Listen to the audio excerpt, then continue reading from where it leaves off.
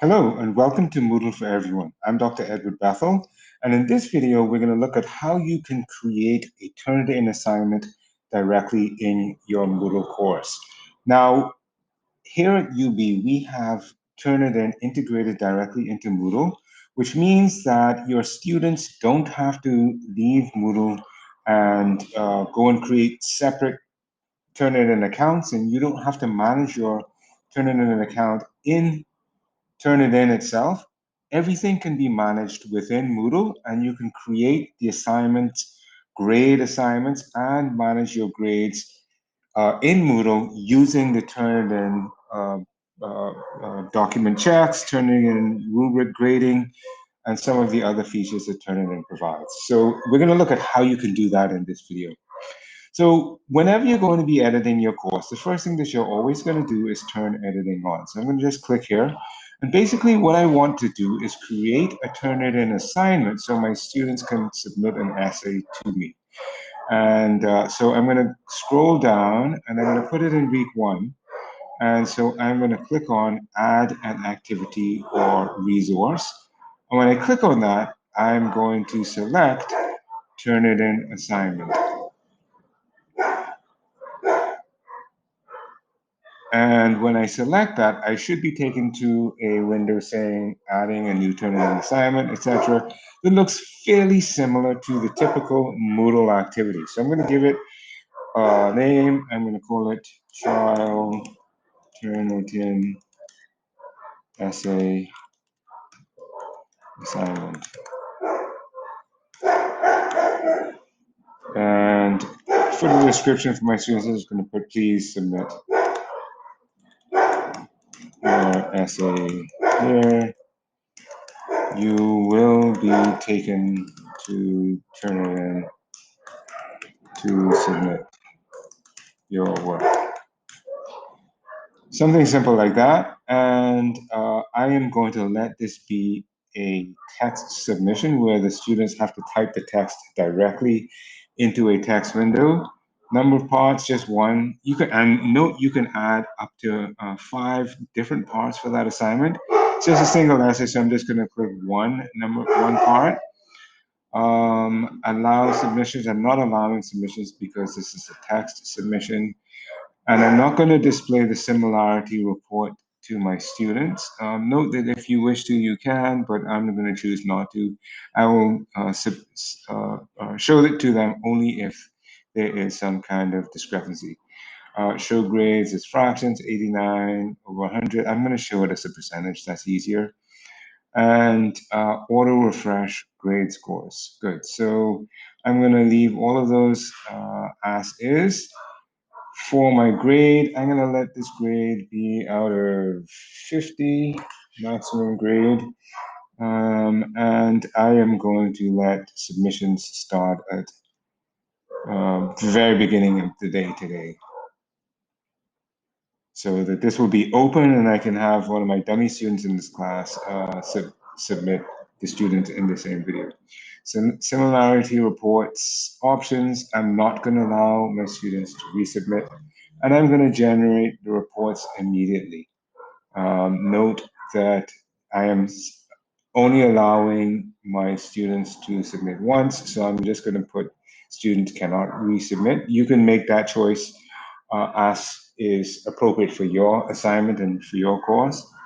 And students will be stored in the standard repository. If you are doing something different presently, you can make that selection as you wish.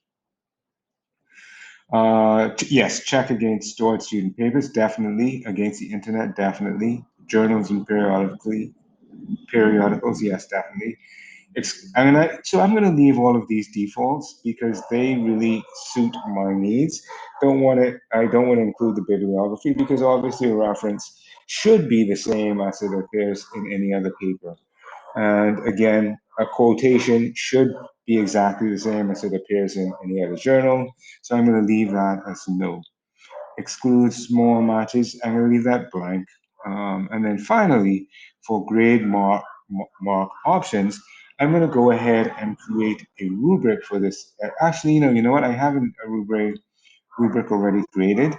So no, you know what? I'll just go ahead and show you how I can create a rubric. So I'm going to launch the rubric manager, and it should take me to Turnitin and launch the rubric manager. If you get an error here, just relaunch it and it should work. So these are some of the stock Turnitin rubrics. If you click on the hamburger icon up here, you can select something from their different standard rubrics. I am going to select short answer, sure. And then no, you know what? I'm going to create a new rubric. Actually, no, I'm not going to create a new rubric. Cancel this.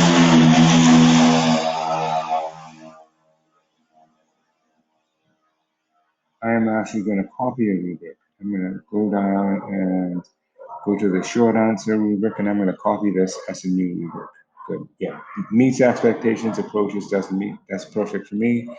I am going to now click here, duplicate this rubric, and I'm going to call this my trial essay rubric.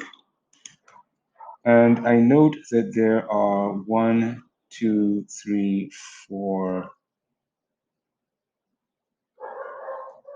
criteria.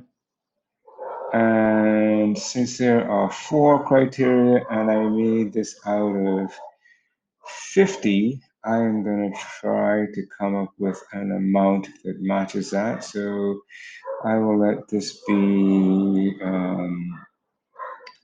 15, 15, 15, and 5. No, 15, 15, 15, 5. So it's 45 and 5, 50. So I'm going to put edit the rubric scoring. And so I'm going to let this be 15 for that, 7 for this, 0 for that, 15. Leave the description the same. You can change the description if you like. 7.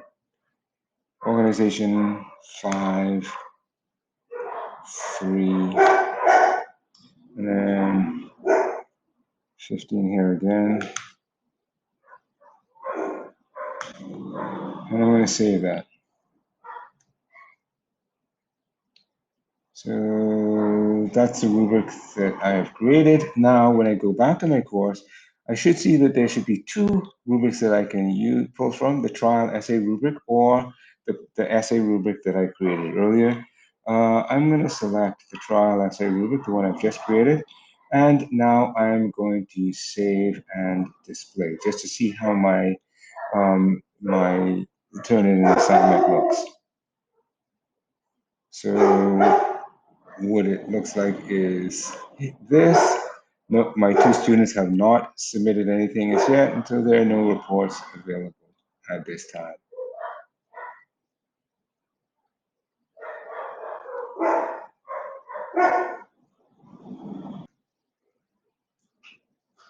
Now note, you see this little red that looks like a stop sign. Really, that's just to close this little dialog box here. If I click it, that just closes it. If I click the plus sign, then that just exposes it. If you click the Turnitin Tutors tab, that just tells you who is the instructor, the Turnitin instructor associated with this course. And when I load it, I see that I indeed am the instructor associated with this course. And then when I click Turnitin Students, it will show me which of my students have been enrolled with Turnitin. And note that only one of my students at this present time has been, because that's the only student who has, up to this point, submitted an assignment through Turnitin to this point. So I'm going to go back to my course, and then I'm going to log back in as a student. So I'm going to pause the video now and log back in as a student.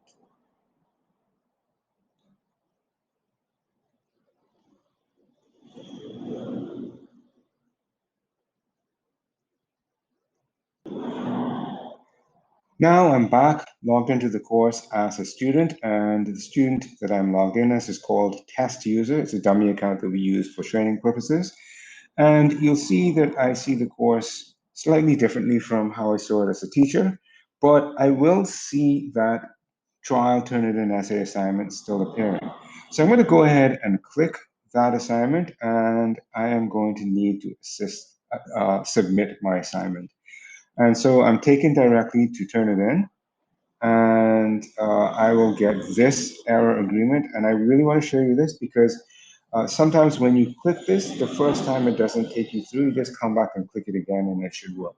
So I'm just going to go ahead and say read and accept the agreement. It tells me I can't process the request. So I'm just going to click out here and try again. Sometimes if you just do that, it works a second time. And yes, indeed it has. It takes me to the end user agreement. So the student can read through blah, blah, blah, blah, blah, blah, blah. And when they scroll to the bottom and they have read it all, they can click agree, and they will now be able to go ahead and submit their assignment. So this now should take me to Turnitin, and it will allow me to actually submit the paper. So I'm going to call this test users. Okay, so I'll click submit paper again, and it should allow me to submit the paper now. Good, there it is. So I'm going to call this test users submission. So yeah, remind the students of that as well. If they get kicked out of it, as I just did, they just can click submit work again. And I'm actually going to type an introductory paragraph. So I'm going to pause here and type that paragraph.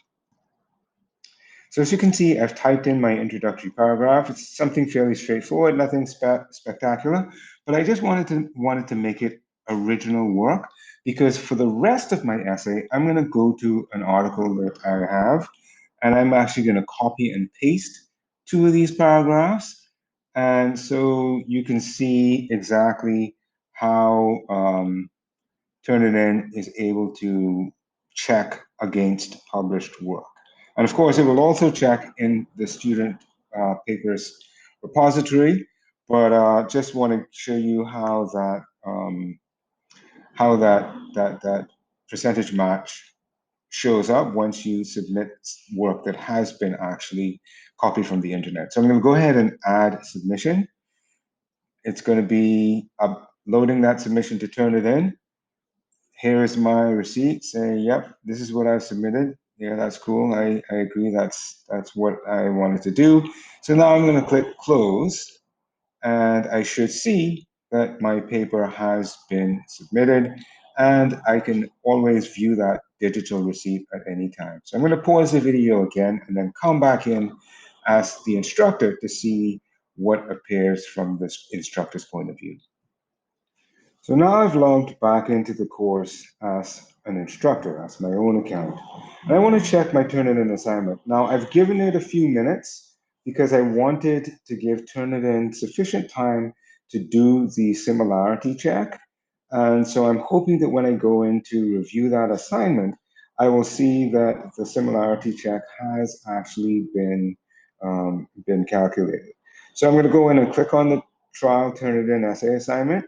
And this should give me a report of all of my students who have submitted assignments to this, made submissions to this assignment. And as it is loading, I will see, yes, this is my test user submission. And you can see that it actually has generated that similarity report already, 88%, which seems sensible because I copied and pasted most of the essay from a published article. And if you click on it will give you the similar Turnitin red, yellow, green. And if you click on the colored box, it should give you more detail of that similarity report. It should show me highlighted all of the, okay, so it's giving me this inactive request. So I'll just go back and click it again, and it should take me to Turnitin. Note that this is one of the downsides of the Turnitin plugin. It does log you out from time to time, so you have to keep re-clicking again. But once you do re-click, it should take me to the similarity report, highlighting the sections of the paper that were copied from the internet. And yes, indeed, all of this is the content that was copied directly from the paper. And I can actually now, because I'm at the test user's submission, I can also go ahead and grade that work. And all I would need to do is go to the rubric, and it should allow me to assign the different levels of points for each of the different sections. Because much of that is copied, they're not going to score very highly. I'm going to put approaches on that one. Support evidence is going to be 0 because it was all copied. Organization was fair, so I'm just going to put that down at approach. Well, you know what? Organization, I'm going to give it 0 because all of that was copied. Language, pretty good because the language was taken directly from a paper from the web. And I'm going to go ahead and select apply to grade. And when I go back to Moodle then and check my class again and refresh, that grade should automatically be pulled over. And there it is. And if I now go into my grade book, I should see for that test user submission, that 44 out of 100 should be appearing. Well, actually, it may be showing up as 22 out of 50 in the grade book. Of course, if a student had an 88% similarity rate, you might actually want to give them a 0 for academic dishonesty anyway. But this is really just to show you how the Turnitin plugin works. And so I just want to show you how it will show up in the grade book once I've graded it and turned it in. And indeed, you do see the 22 out of 50 appearing in the grade book. So I hope that this helps. This video just gave a brief preview on how you can integrate your Turnitin account directly into Moodle so that everything is managed from one place. And students don't actually have to log out of Moodle and go into login to Turnitin to submit their work through that platform. If this video helped, and if you like my videos, please click like and subscribe to my channel. Take advantage of many of my other Moodle videos and keep checking back as I add new and interesting videos about how you can make the most out of Moodle for your class.